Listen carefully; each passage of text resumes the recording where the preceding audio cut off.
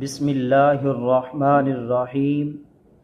امیر المؤمنین، جامع القرآن، خلیفہ رسول صلی اللہ علیہ وآلہ وسلم، پیکر شرم و حیا حضرت عثمان بن عفان رضی اللہ تعالی عنہ کو اللہ تعالی نے خصوصی عظمت و فضیلت سے نوازا، متعدد خصائص و امتیازات سے بہرہ مند فرمایا اور آپ کو خصائل حمیدہ اور صفات عالیہ سے متصف فرما کر مقامات عالیہ اور بلند درجات پر فائز فرمایا۔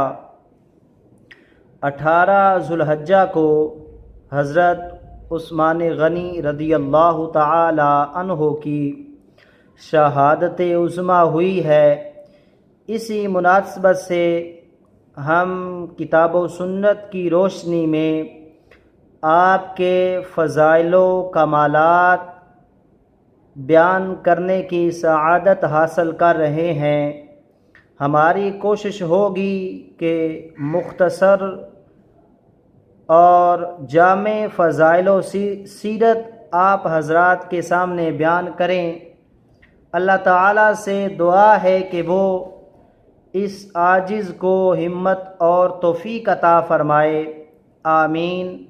قرآن کریم میں اللہ تعالیٰ نے ان پاک باز بندوں کی مدح فرمائی جنہوں نے اپنی راتوں کو شب بیداری سے مزین کیا، جن کی جبینیں بارگاہ خداوندی میں خم رہتی ہیں، جن کے دل خوف الہی سے معمور رہتے ہیں، وہ اپنے پروردگار کی رحمت کے امیدوار بنے رہتے ہیں۔ اللہ تعالیٰ ارشاد فرماتا ہے، بھلا وہ شخص جو رات کی گھڑیاں سجدہ کرتے ہوئے اور قیام کرتے ہوئے عبادت میں بسر کرتا ہے، آخرت سے ڈرتا ہے اور اپنے رب کی رحمت کی امید رکھتا ہے، وہ اور مشرک برابر ہو سکتا ہے؟ ہرگز نہیں۔ آپ فرما دیجئے، کیا کبھی علم والے اور جاہل برابر ہو سکتے ہیں؟ اس کے سوا نہیں کہ صرف عقل مند ہی نصیحت قبول کرتے ہیں۔ امام جلال الدین سیوطی رحمۃ اللہ تعالی علیہ نے لکھا کہ مذکورہ آیت کریمہ حضرت عثمان بن عفان رضی اللہ تعالی عنہ کی شان میں نازل ہوئی۔ اسی طرح تفسیر در منصور میں بھی یہ لکھا ہے کہ یہ آیت جو ہے حضرت عثمان غنی رضی اللہ تعالی عنہ آپ کی شان میں نازل ہوئی۔ امام ابن منذر، امام ابن ابو حاتم، امام ابو نعیم اور امام ابن عساکر رحمہم اللہ نے حضرت عبداللہ بن عمر رضی اللہ تعالی عنہما سے روایت نقل کی ہے کہ آپ نے یہ آیت کریمہ امن ہوا قانت آناء اللیل ساجدا وقائما تلاوت فرمائی اور کہا کہ وہ ہستی حضرت عثمان رضی اللہ تعالی عنہ ہیں۔ اور ایک روایت کے مطابق آپ نے فرمایا، یہ آیت کریمہ حضرت عثمان بن عفان رضی اللہ تعالی عنہ کی شان میں نازل ہوئی۔ حضرت عثمان غنی رضی اللہ تعالی عنہ دن میں روزہ رکھتے اور رات میں قیام فرماتے، رات کے ابتدائی حصہ میں تھوڑی دیر آرام فرماتے۔ آپ کی زوجہ محترمہ نے فرمایا، آپ رات تمام قیام فرماتے اور ایک رکعت میں مکمل قرآن کریم تلاوت فرماتے۔ اہل سنت و جماعت کا متفقہ عقیدہ ہے کہ حضرات خلفائے راشدین رضی اللہ تعالی عنہم کی جس طرح ترتیب ہے ان کے درجات و کمالات بھی اسی ترتیب سے ہیں۔ امیر المؤمنین حضرت علی المرتضیٰ شیر خدا رضی اللہ تعالی عنہ نے منبر پر تشریف فرما ہو کر ارشاد فرمایا، کیا میں تمہیں نبی کریم صلی اللہ علیہ وآلہ وسلم کے بعد اس امت کے سب سے بہتر شخص کے بارے میں نہ بتاؤں؟ لوگوں نے عرض کیا، کیوں نہیں، ضرور بیان فرمائیں۔ آپ نے فرمایا، وہ حضرت ابو بکر صدیق رضی اللہ تعالی عنہ ہیں۔ پھر فرمایا، کیا میں تمہیں نہ بتاؤں کہ آپ کے بعد کس کا درجہ ہے؟ انہوں نے عرض کیا، ہاں ضرور بیان فرمائیں۔ آپ نے فرمایا، وہ حضرت عمر فاروق رضی اللہ تعالی عنہ ہیں۔ پھر فرمایا، کیا میں تمہیں تیسری ہستی کون ہے نہ بتاؤں؟ انہوں نے کہا، ہاں ضرور بیان فرمائیں۔ تو حضرت علی رضی اللہ تعالی عنہ یہ فرماتے ہوئے منبر سے اتر گئے کہ وہ حضرت عثمان رضی اللہ تعالی عنہ ہیں۔ امیر المؤمنین حضرت عثمان غنی رضی اللہ تعالی عنہ کا نسب مبارک، آپ کا نام حضرت عثمان اور کنیت شریفہ ابو عبداللہ ہے۔ حضرت عثمان غنی رضی اللہ تعالی عنہ کو یہ شرف حاصل ہے کہ آپ کا نسب مبارک حضرت عبد مناف کے بعد حضور صلی اللہ علیہ وآلہ وسلم کے نسب پاک سے جا ملتا ہے۔ حضرت عثمان غنی رضی اللہ تعالی عنہ کی ایمان میں سبقت، آپ سابقین اولین اور سابقین مہاجرین سے ہیں۔ حضرت ابو بکر صدیق رضی اللہ تعالی عنہ کی دعوت و ترغیب پر آپ نے اسلام قبول کیا۔ سب سے پہلے ایمان لانے والے خوش نصیبوں میں آپ چوتھے فرد ہیں، جیسا کہ اسد الغابہ میں روایت ہے۔ ابتدائے اسلام میں آپ مشرف بالاسلام ہوئے، یعنی آپ اسلام جو ہے ابتدائی ہی اسلام میں آپ جو ہے ایمان لے کر آئے۔ حضرت ابو بکر صدیق رضی اللہ تعالی عنہ نے آپ کو اسلام کی دعوت دی تو آپ نے اسلام قبول کیا، اور آپ فرمایا کرتے، بے شک اسلام قبول کرنے والوں میں چوتھا شخص ہوں۔ نور الابصار میں ہے کہ آپ نے حضرت ابو بکر صدیق رضی اللہ تعالی عنہ، حضرت علی المرتضیٰ شیر خدا رضی اللہ تعالی عنہ اور حضرت زید بن حارثہ رضی اللہ تعالی عنہ کے بعد سب سے پہلے اسلام قبول کیا۔ علامہ ابن اسحاق رحمۃ اللہ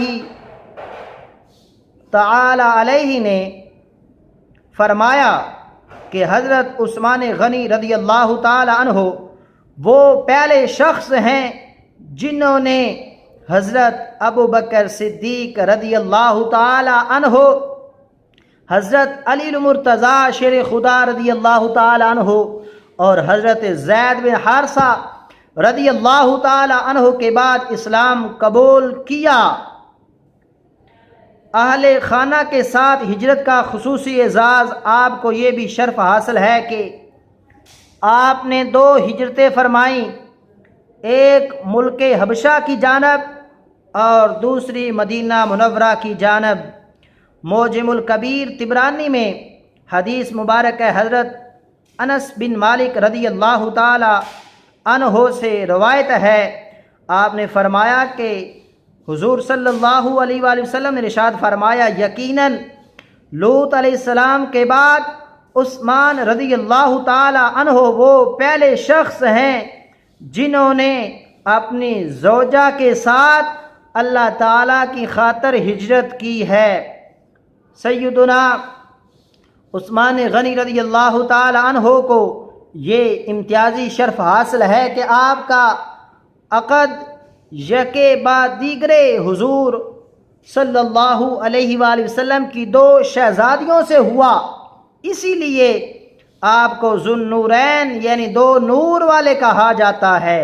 حضور اکرم صلی اللہ علیہ وآلہ وسلم نے سیدہ رقیہ رضی اللہ تعالی عنہا کے وصال کے بعد سیدہ ام کلثوم رضی اللہ تعالی عنہا کا نکاح حضرت عثمان غنی رضی اللہ تعالی عنہ سے فرمایا، اور آپ نے ارشاد فرمایا خدا کی قسم اگر میری 100 لڑکیاں ہوتی اور یکے بعد دیگرے سب کا انتقال ہوتا جاتا تو میں ایک کے بعد ایک تمہارے نکاح میں دیتا جاتا یہاں تک کہ 100 مکمل ہو جاتی۔